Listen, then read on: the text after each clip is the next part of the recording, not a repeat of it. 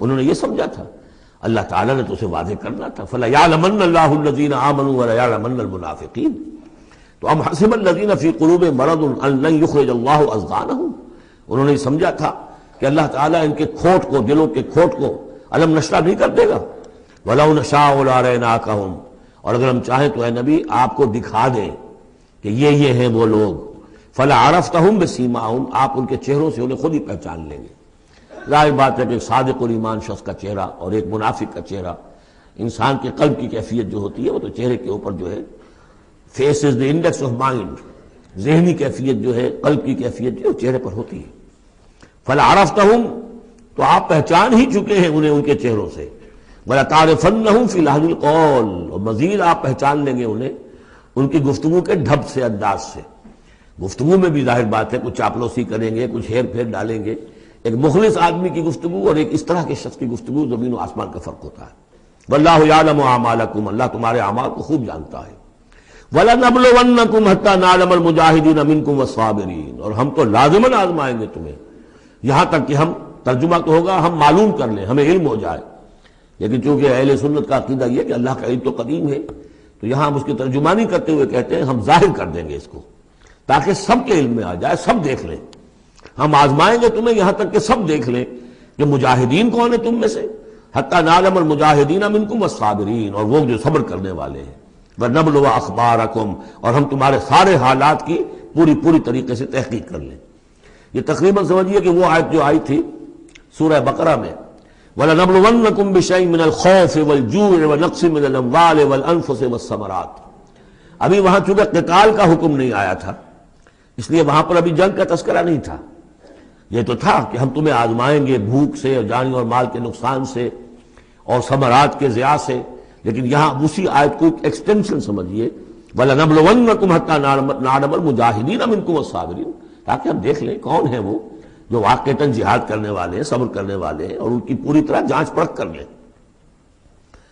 إِنَّ الَّذِينَ كَفَرُوا وَصَدُّوا عَن سَبِيلِ اللَّهِ وَشَاقُّوا الرَّسُولَ مِن بَعْدِ مَا تَبَيَّنَ لَهُمُ الْهُدَىٰ لَن يَضُرُّوا اللَّهَ شَيْئًا، یقیناً وہ لوگ جنہوں نے کفر کیا اور جو روکتے رہے لوگوں کو بھی اللہ کے راستے سے اور اللہ کی اور اس کے رسول کی مخالفت میں سرگرم رہے، زدہ میں پڑ گئے، من بعد ما تبین لهم الهدى، اس کے بعد کہ ان کے لیے ہدایت واضح ہو چکی تھی، لن يضروا الله شيئا، وہ اللہ کا کچھ نہیں بگاڑ سکیں گے، وسيحبط اعمالهم، اللہ تعالیٰ ان کے اعمال کو بھی حبط کر دے گا۔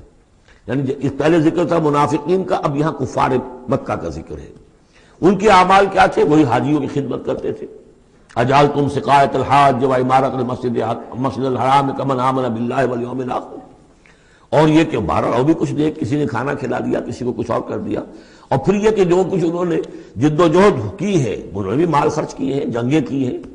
بدر میں آئے تھے تبھی تو بہت سے لوگوں نے کفار نے انفاق کیا تھا، تبھی تو ساز و سامان تیار ہوا تھا، 900 اونٹ لے کر نکلے تھے، روزانہ ایک دن 10 ایک دن 9 اونٹ تو ذبح ہو رہے تھے وہ فوج کو جو کھانا کھلانے کے لیے، تو آخر لوگوں نے کنٹریبیوٹ کیا تھا، تو یہ سارے اعمال ان کے اکارت چلے گئے۔ یا ایھا الذین آمنوا اطیعوا اللہ واطیعوا الرسول ولا تبطلوا اعمالکم، اے اہل ایمان اللہ کی اطاعت کرو اور اس کے رسول کی اطاعت کرو، لا تبطلوا اعمال، اپنے اعمال ضائع نہ کرا بیٹھنا۔ یعنی اب تک اگر تم نے کچھ اعمال کیے ہیں، کوئی محنت بھی کی ہے، کچھ انفاق بھی کیا ہے، کچھ اور جد و جہد کی ہے، لیکن اب جو یہ مرحلہ نیا آ گیا ہے، اس کو یوں سمجھیے اب امر حال یہ ہے، اللہ کا اس کے رسول کا جس وقت جو حکم ہے اس وقت اس کو ماننا ہوگا۔ اب حکم یہ ہے، لہذا اگر اس میں تم نے کہیں پیٹھ دکھا دی تو تم اپنے سارے سابقہ اعمال کو باطل کرا لو گے۔ ان الذین کفروا وصدوا عن سبیل اللہ ثم ماتوا وهم کفار فلن یغفر اللہ لهم، یقیناً وہ لوگ کہ جنہوں نے کفر کیا اور اللہ کے راستے سے وہ روکتے رہے اور یا رکے رہے، یہ دونوں جیسے میں نے عرض کیا کہ صدا یا صدو جو ہے یہ فعل لازم بھی ہے، فعل متعدی بھی ہے۔ ثم ماتوا وهم کفار، اور وہ مر گئے اسی حال میں کہ وہ کافر تھے، فلن یغفر اللہ لهم، تو ایسے لوگوں کو اللہ تعالیٰ ہرگز نہیں بخشے گا۔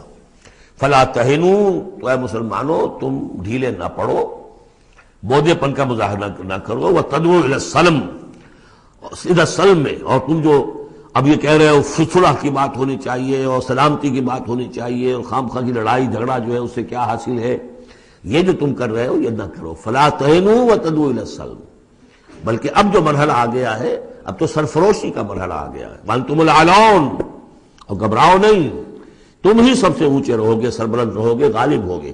واللہ معکم، اللہ تمہارے ساتھ ہے، اس کی مدد تمہارے شامل حال ہے، وَلَن یترکم اعمالکم، اللہ تعالیٰ تمہارے اعمال ضائع نہیں کرے گا۔ انما الحیات الدنیا لعب ولہو، یہ دنیا کی زندگی تو کھیل ہے اور کچھ جی کا بہلانا ہے، اس کے سوا کیا ہے؟ آخرت کے مقابلے میں تو یہ دھوکے کا سامان ہے، دھوکے کی ٹٹی ہے۔ وَمَا الْحَيَاةُ الدُّنْيَا إِلَّا مَتَاعُ الْغُرُورِ وَإِن تُؤْمِنُوا وَتَتَّقُوا يُؤْتِكُمْ أُجُورَكُم، اگر تم ایمان لاؤ، ایمان پر قائم رہو اور اپنے رب کا تقوی اختیار کیے رکھو، اللہ تعالیٰ تمہیں دے گا تمہارے بدلے، تمہارے اجر۔ وَلَا يَسْأَلْكُمْ أَمْوَالَكُمْ، اور وہ تم سے تمہارے مال نہیں مانگتا، مطلب یہ کہ سارے مال نہیں مانگتا یا تم سے زبردستی مال نہیں مانگتا۔ دیکھیے دونوں چیز ذہن میں رکھیے، اللہ مال تو مانگتا ہے، من ذا الذی یقرض اللہ قرضا حسنا، کون ہے جو اللہ کو قرض حسنا دیتا ہے؟ کتنی مرتبہ کہا اللہ کی راہ میں انفاق کرو، اللہ کی راہ میں انفاق کرو۔ سورہ بقرہ میں ہم پڑھ چکے ہیں، انفقوا فی سبیل اللہ ولا تلقوا بایدیکم الی التہلکہ، اللہ کی راہ میں خرچ کرو، لگا دو، اپنے آپ کو اپنے ہاتھوں ہلاکت میں مت ڈالو۔ یہ اللہ کا مال مانگنا تو ہے، لیکن ایک تو یہ کہ جبر نہیں کیا۔ یہ کمال ہے محمد رسول اللہ صلی اللہ علیہ وسلم کا، اتنی عظیم انقلابی جد و جہد۔ کبھی آپ نے نہیں کہا کہ ایمرجنسی ہے لہذا اب سب کا مال ضبط، فلاں کا مال ضبط، کچھ نہیں۔ جو بھی تشویق ہے، ترغیب ہے، لیکن جس نے دیا اپنی مرضی سے دیا، سوائے ایک جنگ کے نفیر عام بھی نہیں تھی۔ تشویق ہے، ترغیب ہے، حرض المؤمنین علی القتال، نکلو اللہ کی راہ میں، شہادت جو ہے اس کو اپنا مقصود سمجھو، شہادت ہے مطلوب و مقصود ہے مومن، جبر نہیں کیا۔ یہ کمال ہے میرے نزدیک۔ ویسے تو کمال ہر پہلو سے ہے، لیکن یہ نکتہ بھی ذہن میں رکھیے کہ کہیں بھی کسی صورتحال میں جبر کا معاملہ نہیں آیا۔ تو اللہ تعالیٰ تم سے جبرن نہیں مانگتا یا کل کے کل مال نہیں مانگتا۔ ان یسألکموہا، اگر وہ تم سے مانگے تمہارے سارے مال، فیحفکم، اور تم پر سختی کرے اور تنگی کرے، تبخلوا، تم بخل سے کام لوگے، ویخرج اضغانکم، اور اللہ ظاہر کر دے گا پھر تمہارے اندر کے کھوٹ کو، جو تمہارا کھوٹ اندر ہے وہ زبانوں پر آ جائے گا، جیسا کہ غزوہ احزاب کے موقع پر آ گیا کہ ما وعدنا اللہ ورسولہ الا غرورا، منافقین نے یہ بات کہہ دی کھلم کھلا کہ اللہ اور اس کے رسول نے تو ہمیں دھوکہ دیا، سب باغ دکھائے۔ ہاں انتم ہؤلاء تدعون لتنفقوا فی سبیل اللہ، تمہیں بلایا جا رہا ہے، ترغیب دی جا رہی ہے، تمہیں تشویق دی جا رہی ہے کہ تم اللہ کی راہ میں خرچ کرو، لتنفقوا فی سبیل اللہ، فمنکم من یبخل، تم میں سے کوئی وہ بھی ہے جو بخل سے کام لیتے ہیں، ومن یبخل فانما یبخل عن نفسہ، جو کوئی بخل سے کام لے رہا ہے وہ بخل اپنے آپ سے کر رہا ہے، وہ اپنے وہ فائدے چھوڑ رہا ہے کہ جو انفاق سے اسے ملیں گے۔ ایک کے 700 ملتے ہوں تو اگر نہیں دے رہے آپ ایک، تو کس کا گھاٹا کیا؟ اپنا نقصان کیا نا۔ تو وہ تو اپنی جان سے ہی نفس جو ہے بخل کر رہا ہے۔ واللہ الغنی وانتم الفقراء، اور اللہ تعالیٰ تو غنی ہے، یہ تو تمہارے امتحان کے لیے مانگ رہا ہے تم سے، اللہ کو قرض دو۔ اللہ تعالیٰ تم سے صدقات بھی قبول کر لیتا ہے، وَيَقْبَلُ الصَّدَقَاتِ، صدقات قبول کر لیتا ہے۔ یہ اللہ تعالیٰ کی طرف سے تمہارے لیے تمہارا اعزاز ہے، اکرام ہے۔ واللہ الغنی، حالانکہ وہ غنی ہے، وَأَنْتُمُ الْفُقَرَاءُ، اور محتاج اصل میں تم ہو۔ وَإِن تَتَوَلَّوْا، یہ آیت بڑی فیصلہ کن ہے۔ ان تتولوا، اگر تم پیٹھ پھیر لوگے، یستبدل قوما غیرکم، تو تمہیں ہٹا کر کسی اور قوم کو لے آئے گا، ثم لا یکونوا امثالکم، پھر وہ تمہاری طرح کے نہیں ہوں گے۔ اب یہ ہو سکتا ہے کہ اس کا اطلاق جو ہے اس وقت کے کچھ لوگوں پر بھی ہوا ہو کہ جنہوں نے منافقت کی بنا پر پیٹھ موڑ لی، اللہ نے اپنے نبی کے لیے ان سے زیادہ جو ہے جانثار قسم کے اہل ایمان جو ہے وہ فراہم کر دیے۔ لیکن یہی آیت جو ہے اس اعتبار سے کہ حضور کی بعثت اصلی، بعثت خصوصی امیین کے لیے تھی، بنی اسماعیل اور عرب کے مشرکین جو ان کے تابع تھے، ان کے لیے یہ کہ یہ بات ان سے کہی جا رہی ہے کہ اب تمہیں سے امت بنی ہے، امت المسلمہ کن سے بنی ہے؟ اس کا نیوکلیس اہل عرب، وہی امت عرب کے لوگ۔ اگر یہ مشن جو تمہارے حوالے ہوا ہے، کذالک جعلناکم امۃ وسطا لتکونوا شہداء علی الناس ویکون الرسول علیکم شہیدا، اگر تم نے اس مشن سے منہ موڑ لیا تو اللہ تمہیں ہٹائے گا، معزول کر دے گا، کسی اور قوم کو لے آئے گا۔ چنانچہ میرے نزدیک اس آیت کا ظہور ہوا ہے بتمام و کمال 13ویں صدی عیسوی میں، جبکہ اللہ تعالیٰ نے عربوں کو امت مسلمہ کی قیادت سے معزول کر دیا۔ 1258 عیسوی میں سقوط بغداد ہوا، ہلاکو کے ہاتھوں جو مسلمانوں پر تاتاریوں کے ہاتھوں بیتی ہے، کروڑوں مسلمان قتل ہوئے اس وقت، معمولی نہیں۔ اور آخری خلیفہ بنو عباس کا اس کو کھینچ کر محل سے گھسیٹ کر باہر نکالا گیا، جانور کی ایک کھال میں لپیٹ کر تاتاریوں نے اپنے گھوڑوں کے سموں تلے اسے کچل دیا۔ وہ گویا کہ عربوں کا معزول ہونا تھا امت مسلمہ کی قیادت سے۔ اس کے بعد کچھ عرصہ گزرا ہے، لیکن پھر اللہ نے وہ ایک معجزہ دکھایا کہ انہی تاتاریوں میں سے کتنی قومیں ایمان لے آئیں۔ ہے آیا فتنہ تاتار کے افسانے سے، پاسباں مل گئے کعبے کو صنم خانے سے۔ پھر وہی تاتاری تھے جن میں سے ترکان تیموری نکل آئے، ترکان صفوی نکل آئے، ترکان سلجوقی ان سے بھی پہلے آ چکے تھے، اور ترکان عثمانی، پھر گریٹ آٹومان امپائر، پھر خلافت بھی اللہ نے پھر وہاں منتقل کر دی۔ 400 برس کا خلافت جو ہے وہ بھی ترکان عثمانی کے پاس رہی۔ ان تتولوا یستبدل قوما غیرکم ثم لا یکونوا امثالکم، صدق اللہ العظیم۔ سورۃ الفتح، تمہیدی باتیں میں پہلے عرض کر چکا ہوں۔ یہ سورہ مبارکہ نازل ہوئی ہے صلح حدیبیہ کے بعد۔ اس کی جو تاریخی پس منظر ہے صرف یہ چند جملے کفایت کریں گے۔ سن 5 میں غزوہ احزاب کے بعد یہ حضور نے صحابہ سے کہہ دیا تھا کہ اب قریش میں وہ دم نہیں رہا کہ اب دوبارہ وہ تم پر چڑھ کر آئیں اور حملہ کریں۔ لن تغزوکم قریش بعد عامکم ھذا ولکنکم تغزونہم، اب انیشیٹو تمہاری طرف سے ہوگا۔ وہ انیشیٹو حضور نے لیا ہے سن 6 میں۔ آپ نے عمرے کا احرام باندھا، اور آپ کے ساتھ 1400، عام طور پر زیادہ بیان ہوتا ہے لیکن بعض روایات میں 1800 صحابہ احرام باندھ کر چلے کہ ہم عمرہ کرنے جا رہے ہیں۔ یہ گویا کہ ایک ٹیسٹ تھا کہ اب قریش کرتے کیا ہیں۔ آپ احرام کے لیے اپنی منزل بہ منزل کرتے ہوئے پہنچ گئے حدیبیہ تک، وہی جگہ جہاں پر کہ پھر صلح ہوئی۔ ادھر قریش کے لیے جو ہے ان کی جان پر بن گئی۔ پہلی بات تو یہ کہ ان کی روایات کے خلاف تھا کہ کوئی آئے عمرے کی نیت سے اور ان کو روک دے، یہ عرب کی روایت نہیں تھی۔ دوسرا یہ کہ اب اگر آنے دیتے ہیں اور مسلمان دندناتے ہوئے آئیں اس شہر کے اندر عمرہ کریں تو گویا کہ ان کی شکست ہو گئی۔ تو وہاں پر جو بھی ہوا تفصیلات کا تو موقع نہیں ہے۔ ایک طرف تو وہ تلے ہوئے تھے کہ جنگ کریں گے، اور جب حضرت عثمان کو حضور نے بھیجا ہے کچھ سلسلہ جنبانی کے لیے، وہاں ان کو روک لیا گیا، خبر مشہور ہو گئی کہ انہیں شہید کر دیا گیا۔ پھر حضور نے بیعت لی، وہ بیعت علی الموت کہلاتی ہے، بیعت علی لا نفر یا بیعت علی الموت، اور اس کا نام ہے بیعت رضوان۔ ایک درخت کے نیچے آپ تشریف فرما ہوئے اور سب نے آ کر آپ سے بیعت کی کہ اب یہاں جانیں دے دیں گے اپنی، سب ہم یہاں پر مرنے کے لیے تیار ہیں، جانیں قربان کر دیں گے، یہاں سے واپس نہیں جائیں گے۔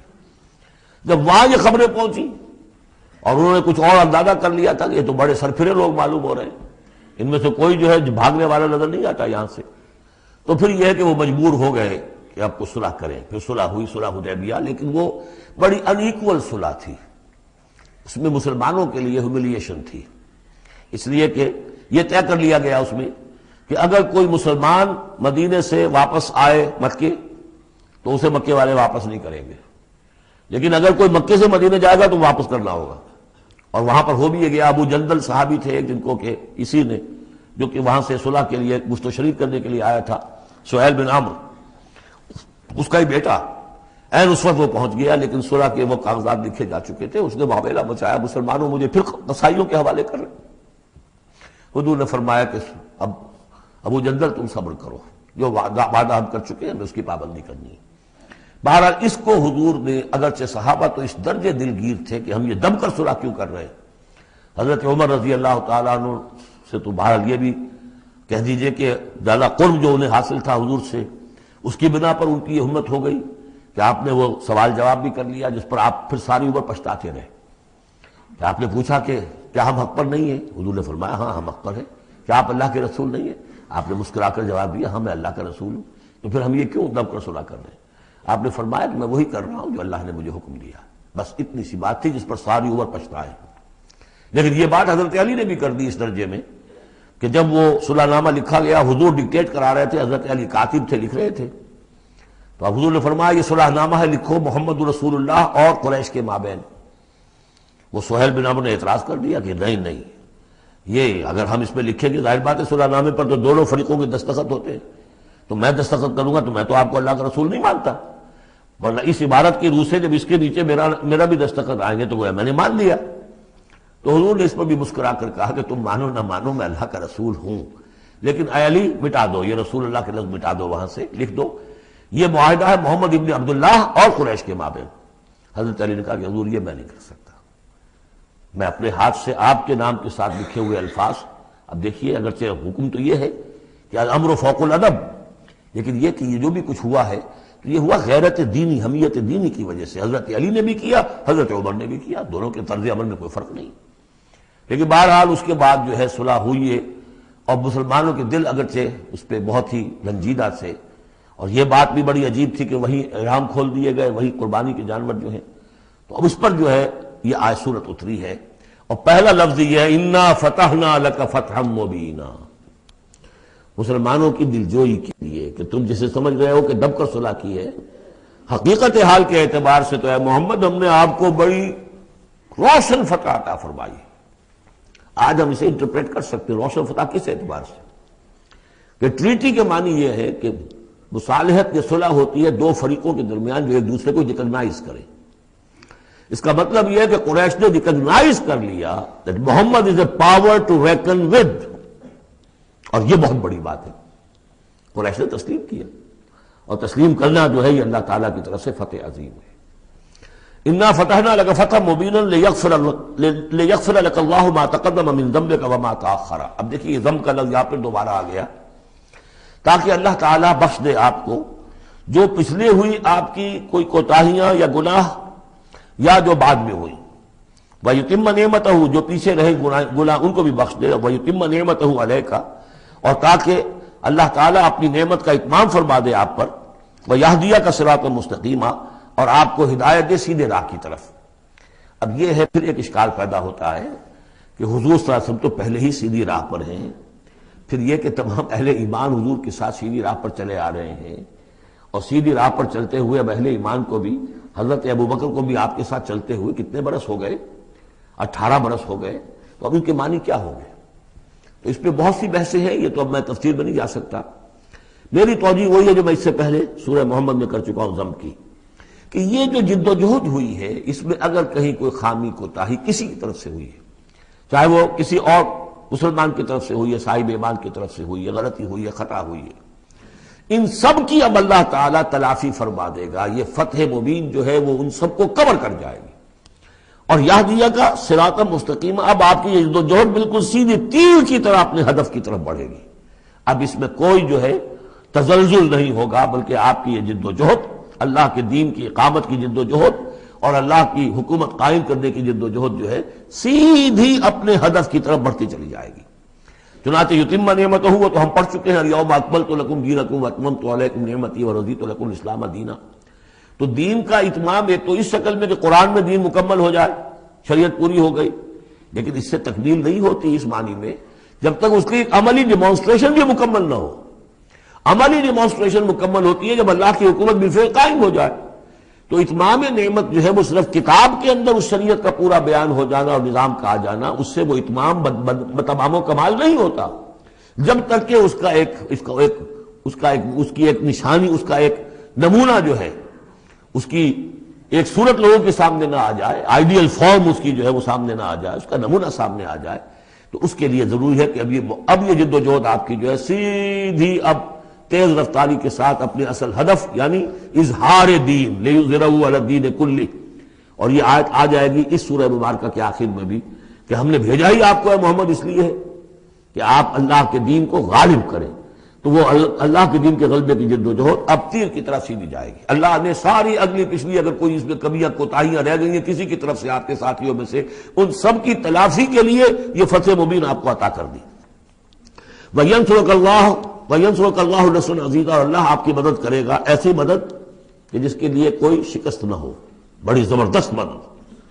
هُوَ الَّذِي أَنزَلَ السَّكِينَةَ فِي قُلُوبِ الْمُؤْمِنِينَ لِيَزْدَادُوا إِيمَانًا مَعَ إِيمَانِهِمْ، وہی ہے کہ جس نے اہل ایمان کے دلوں میں سکینت نازل کر دی تاکہ ان کے ایمان میں اور اضافہ ہو جائے، تاکہ وہ اور اضافہ کر لیں اپنے ایمان میں، جتنا ایمان ہے اس سے اور بڑھ کر۔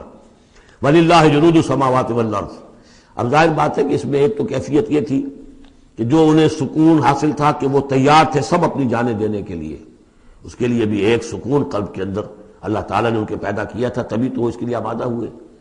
پھر یہ کہ ان کے اندر نظم اور ضبط کا یہ عالم کہ کوئی ایک شخص بھی حق میں نہیں تھا کہ یہ صلح یہاں اس وقت ہو، لیکن محمد رسول اللہ ان کی اطاعت، اس کا سب سے بڑا ٹیسٹ وہاں ہوا ہے۔ اور یہ بات جو میں کہہ رہا ہوں شاید بعض کو عجیب لگی، کوئی ایک شخص بھی نہیں تھا اس کے حق میں، اس کی دلیل کیا ہے؟